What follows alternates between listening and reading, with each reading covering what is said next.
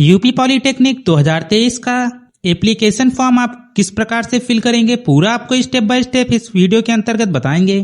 तो चलिए स्टार्ट करते हैं इस वीडियो को। सबसे पहले आपको जेईई कप की वेबसाइट पर जाना होगा, या फिर मैं आपको लिंक डिस्क्रिप्शन बॉक्स में प्रोवाइड करा दूंगा। आप उस लिंक के माध्यम से सीधा रजिस्ट्रेशन अपना कर सकते हैं।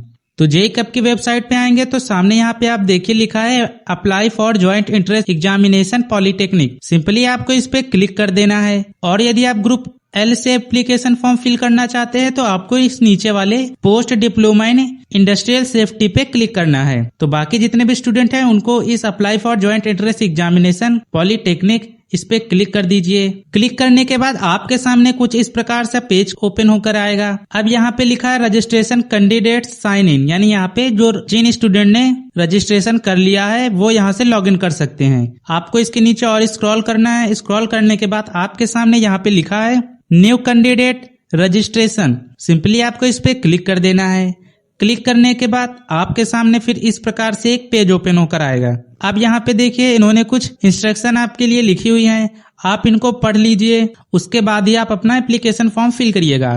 तो सबसे पहले जो लिखा है इसमें इन्होंने बताया है कि आप इस विवरणिका को ध्यान से पढ़ लीजिए आवेदन पत्र भरने से पहले। और जो दूसरा पॉइंट है इसमें लिखा है कि आप पात्र हैं किसी भी कोर्स के लिए तभी आप यहाँ पे एप्लीकेशन फॉर्म फिल करिएगा। और जो तीसरे नंबर का ऑप्शन है इसमें इन्होंने एप्लीकेशन फीस कितनी है वो लिखी है। ओबीसी के लिए और जनरल के लिए 300 रुपए है और SC ST के लिए 200 रुपए एप्लीकेशन फीस है और बैंक चार्ज फिर अलग जो लग। और फोर्थ नंबर का जो ऑप्शन है इसमें इन्होंने लिखा है कि आप एप्लीकेशन फीस किस प्रकार से किसके माध्यम से मतलब पे कर सकते हैं, नेट बैंकिंग, क्रेडिट कार्ड, ये सारा ई चालान के माध्यम से, वो सब कुछ यहाँ पे लिखा हुआ है। और फिर जो पांचवा ऑप्शन है उसमें लिखा है कि आप अधिकतम 3 ग्रुप के कोर्सेज में आवेदन कर सकते हैं। और जो छठा पॉइंट है इसमें लिखा है कि आप 14 वर्ष से ऊपर आपकी आयु होनी चाहिए, यानी एज। और बाकी फिर आपको एप्लीकेशन फॉर्म किस प्रकार से फिल करना वो स्टेप बाय स्टेप इसमें कुछ बताया गया है, वो भी आप पढ़ सकते हैं। और सबसे नीचे फिर आइए तो यहाँ पे लिखा है आई एग्री। सिंपली आपको इस पे क्लिक कर देना। जैसे ही आप क्लिक करेंगे तो आपके सामने फिर कुछ इस प्रकार से पेज ओपन होकर आता है। यहाँ पे आपको पूरा रजिस्ट्रेशन फॉर्म फिल करने के लिए दिया गया है। यहाँ पे आप अपना नेम फिल कर लीजिए। जैसे मैंने अपना नेम फिल कर लिया है। फादर्स का नेम फिल कर लीजिए, मदर्स का नेम फिल कर लीजिए, अपने डेट ऑफ बर्थ फिल कर लीजिए। यहाँ पे सेलेक्ट कर सकते हैं डेट, मंथ, ईयर। और यहाँ पे आप अपना जेंडर फिल कर लीजिए। इस पे क्लिक करेंगे तो यहाँ से सेलेक्ट कर सकते हैं।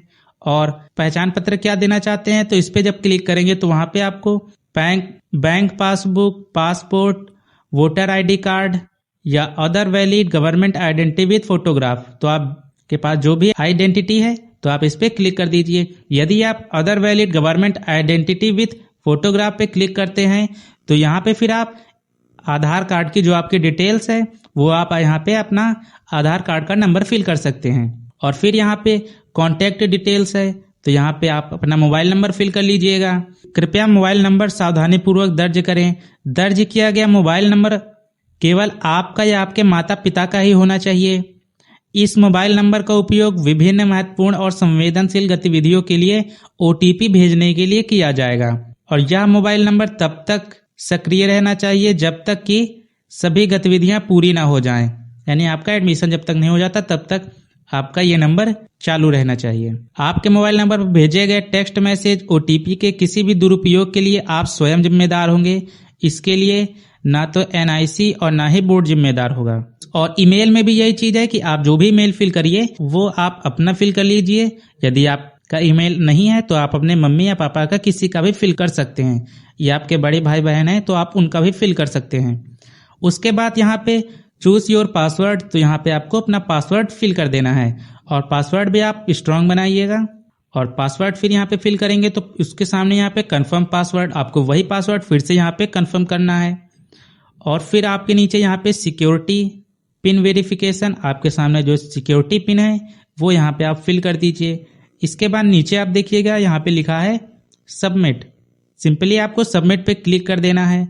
सबमिट पे क्लिक करने के बाद आपके सामने फिर से ऑप्शन आएगा do you want to submit, क्या आप सबमिट करना चाहते हैं, तो आप यस पे क्लिक कर दीजिए। तो यस पे क्लिक करने के बाद आपके सामने फिर कुछ इस प्रकार से इंटरफेस ओपन होकर आता है। अब यहाँ पे लिखा है रिव्यू पेज रजिस्ट्रेशन फॉर्म, यानी आप आपने जो भी अपनी रजिस्ट्रेशन फॉर्म में भी जो फिल किया है, आपने क्या क्या फिल किया वो सब कुछ यहाँ पे लिखा हुआ है।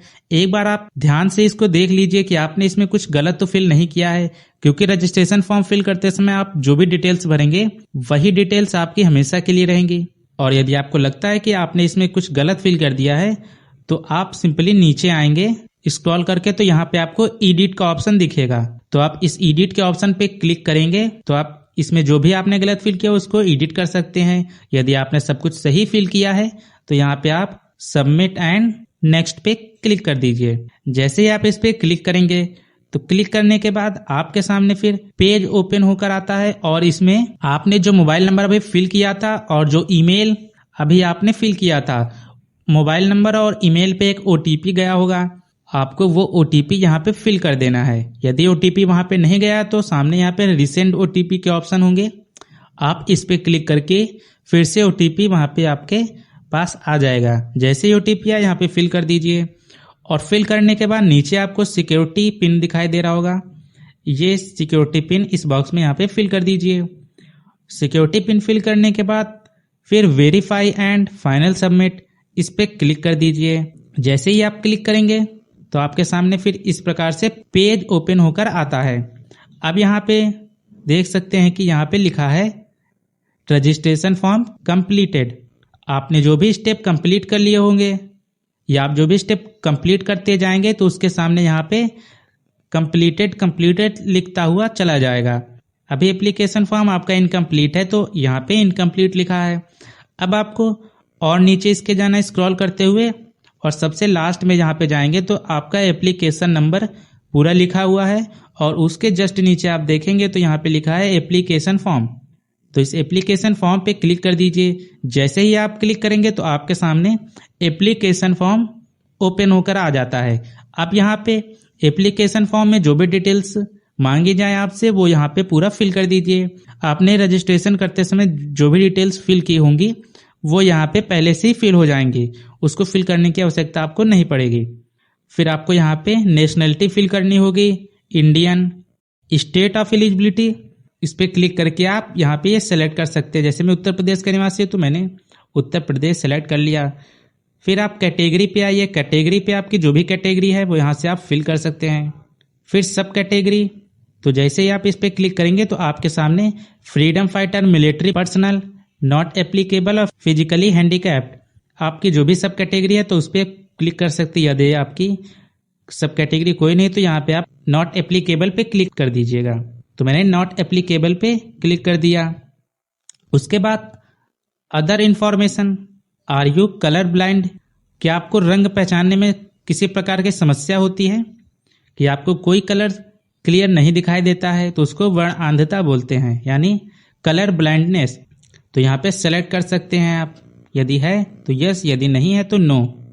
उसके बाद नीचे आपको दिखाई देगा प्लेस ऑफ रेजिडेंस, निवास क्षेत्र, तो आप सेलेक्ट के ऑप्शन पे क्लिक करके यदि आप जहाँ पे रहते हैं वो यदि शहरी क्षेत्र है तो आप अर्बन पे सेलेक्ट करिएगा, और यदि वो गांव का ग्रामीण इलाका है तो आप रूरल पे सेलेक्ट करिएगा।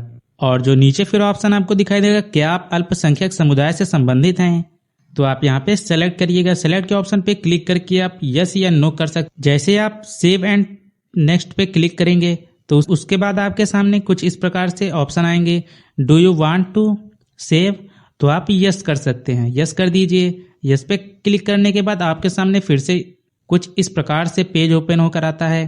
अब यहाँ पे आप देखिए, अब यहाँ पे आपको ग्रुप सेलेक्ट करने के लिए ऑप्शन आएंगे कि आप किस ग्रुप के कोर्स को करने वाले हैं। तो आपका कोर्स जिस भी ग्रुप में हो तो आप उस ग्रुप को सेलेक्ट कर सकते हैं। जैसे आपका कोर्स यदि ग्रुप ए में है तो सेलेक्ट के सामने पे क्लिक करके वहाँ पे यस पे क्लिक कर दीजिए, और यदि आपका कोर्स बी से ग्रुप के तक है तो आप उसके सामने सेलेक्ट पे क्लिक करके यस पे क्लिक करके सेलेक्ट कर सकते हैं। यदि आपका ग्रुप E1 या E2 में आप डिप्लोमा इन फार्मेसी करना चाहते हैं तो आप E1 E2 के सामने सेलेक्ट पे क्लिक करके यस कर दीजिएगा।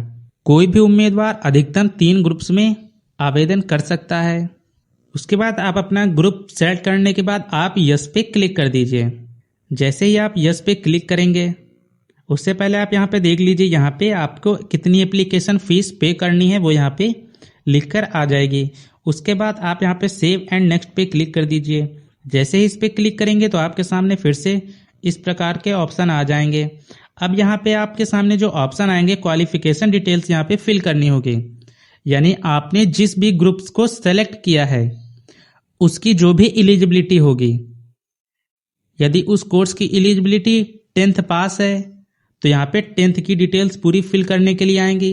यदि उस कोर्स की एलिजिबिलिटी 12th पास है तो यहाँ पे 12th की पूरी डिटेल्स फिल करने के लिए आएंगे। तो जैसे मैंने ग्रुप ए के लिए फॉर्म फिल किया है तो यहाँ पे 10th के लिए जो भी डिटेल्स होती हैं वो पूरी यहाँ पे मांगी गई हैं, तो मैं यहाँ पे वही फिल करूँगा। आपके कोर्स की एलिजिबिलिटी यदि 12th है तो यहाँ पे 12th की जो भी डिटेल्स होंगी वो आपको यहाँ पे फिल करने के लिए ऑप्शन आएंगे। तो जैसे यहाँ पे आप देख सकते हैं क्लास 10th की मार्क्स डिटेल्स यहाँ पे फिल करनी है। तो पासिंग स्टेटस, यदि आप पास कर चुके हैं तो यहाँ पे लिखेंगे, सेलेक्ट पे क्लिक करेंगे तो दो ऑप्शन आएंगे आपको, एक पास्ड एक अपीयरिंग। यदि आप पास कर चुके हैं तो पास्ड पे क्लिक करिएगा, और यदि आपका रिजल्ट अभी तक नहीं आया है या आप पढ़ रहे हैं तो यहाँ पे आप अपीयरिंग पे क्लिक कर सकते हैं। और फिर पासिंग ईयर, तो आपने जिस भी ईयर में 10th पास किया है तो वो यहाँ पे आप फिल कर सकते हैं। और उसके सामने आपको अपना रोल नंबर या रजिस्ट्रेशन नंबर फिल करना होता है, तो आप रोल नंबर है वो आप यहाँ पे फिल कर सकते हैं। और यहाँ पे बोर्ड सिलेक्ट करना है नीचे कि आपने किस बोर्ड से 10th पास किया है, तो आप उस पर क्लिक कर दीजिए। फिर रिजल्ट मोड यहाँ पे ऑप्शन है, रिजल्ट मोड परसेंटेज है या क्या है, तो यहाँ पे आप परसेंटेज पे क्लिक कर सकते हैं। मैक्सिमम मार्क्स यानी टोटल आपका एग्जाम कितने नंबर का था, जिसको पूर्णांक आप बोलते हैं, वो यहाँ पे फिल करिएगा। और आपको कितने नंबर मिले हैं तो वो यहाँ पे आप फिल कर दीजिए, जिसको आप प्राप्तांक बोलते हैं, ऑब्टेंट मार्क्स, तो आप यहाँ पे वो फिल कर दीजिए। उसके बाद परसेंटेज आपकी ऑटोमेटिक यहाँ पे फिल हो जाएगी। सब कुछ फिल करने के बाद आप सेव एंड नेक्स्ट पे क्लिक कर दीजिए। जैसे ही आप क्लिक करेंगे फिर आपके सामने फिर से ऑप्शन आएंगे, do you wish to save, तो आप यस पे क्लिक कर सकते हैं। यस पे क्लिक करने के बाद आपके सामने फिर से इस प्रकार से ऑप्शन आ जाएंगे। अब यहाँ पे आपको कॉन्टेक्ट डिटेल्स अपनी फिल करनी है। यहाँ पे आप अपना विलेज नेम, सब लोकेलिटी जो भी आपकी वो पूरी आप यहाँ पे अपना एड्रेस फिल कर सकते हैं, यानी आप जहाँ पे रह रहे हैं वो सारे डिटेल्स आपको यहाँ पे फिल करनी है। यहाँ पे आप पोस्ट ऑफिस, और इस जगह पे आप कंट्री सेलेक्ट करिए, फिर स्टेट सेलेक्ट कर सकते हैं यहाँ से, और यहाँ पे आप अपना पिन कोड डाल सकते हैं। और उसके जस्ट सामने यहाँ पे आपको अपना डिस्ट्रिक्ट सेलेक्ट करना है। इस पे सेलेक्ट पे क्लिक करेंगे तो यहाँ पे आप जिस जिले में रह रहे हैं वो यहाँ पे आप फिल कर सकते हैं। उसके बाद आप इसके नीचे देखेंगे तो आपको यहाँ पे परमानेंट एड्रेस फिल करना है, यानी आप जिस जगह के निवासी हैं वो यहाँ पे आपको परमानेंट एड्रेस में फिल करना है। यदि आपका परमानेंट एड्रेस आपका कॉरेस्पॉन्डेंस एड्रेस के समान है तो यहाँ पे आप इस पे क्लिक करके सेम एज जो लिखा है, सेम एज कॉरेस्पॉन्डेंस एड्रेस, इस पे आप क्लिक कर दें तो आपका जो भी परमानेंट एड्रेस और कॉरेस्पॉन्डेंस एड्रेस है तो ये पूरा सेम टू सेम फिल हो जाएगा। जैसे मेरा सेम टू सेम एड्रेस है तो दोनों ये फिल हो गया। अब आपको यहाँ पे सेव एंड नेक्स्ट पे क्लिक कर देना है। इस पे क्लिक करने के बाद आपके सामने फिर से ऑप्शन आएंगे, do you wish to save, तो आप यस पे क्लिक कर दीजिए।